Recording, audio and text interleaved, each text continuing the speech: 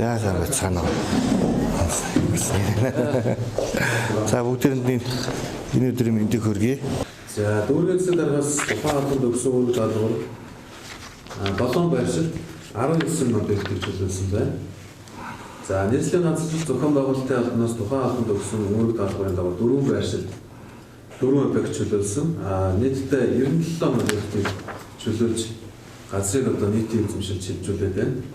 За цаашид бол улс нийслэлийн төсвөр хийх ажлын хүрээнд 2 байршил байгаа. Энэ юу гэхээр замын тараас чөлөөлөх ажил байгаа.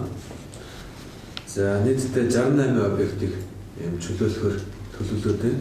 Тухайн ажлыг одоо энэ 7 хоногт багтааж хийхээр ингэж төлөвлөд ажиллаж байна. Одоо энэ шаардлагатай байгаа чөлөөлөх ажлын байршил дээр бас хийгдэх ажлууд юу байна?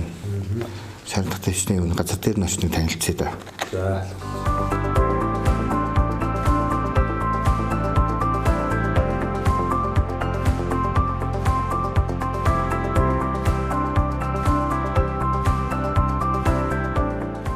энэ гаражууд бүгд буугаад тэнгүүтээ ягаад энэ зам чинь гоё олцоод ингээд машин дээрээ ус шавраггүй болоод гоё болох юм байна л да. Тэгэхээр тэн дээр одоо ерөөсө байнга одоо иргэдээс гомдол ирээд байгаа байхгүй. 2017 онд бас энэ дээр байсан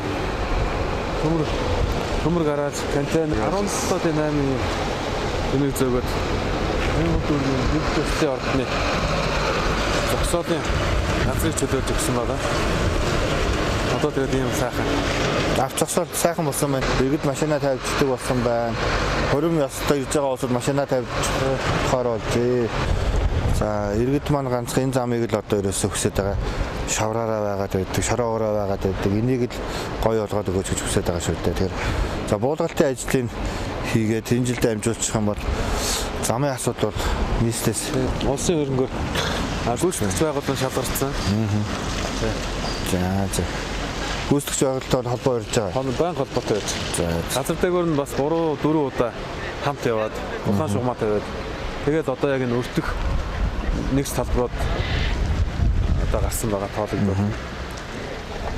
За иргэдтэй сайн мэдэгдээд иргэдийнхаа бас мэдээлэл сайн өгж байгаа тэгж байгаад ажиллахгүй бол бас иргэд маань бас бохомдсон шүү дээ. Тэгин. За тэгээд ажилд нь амжилт. За.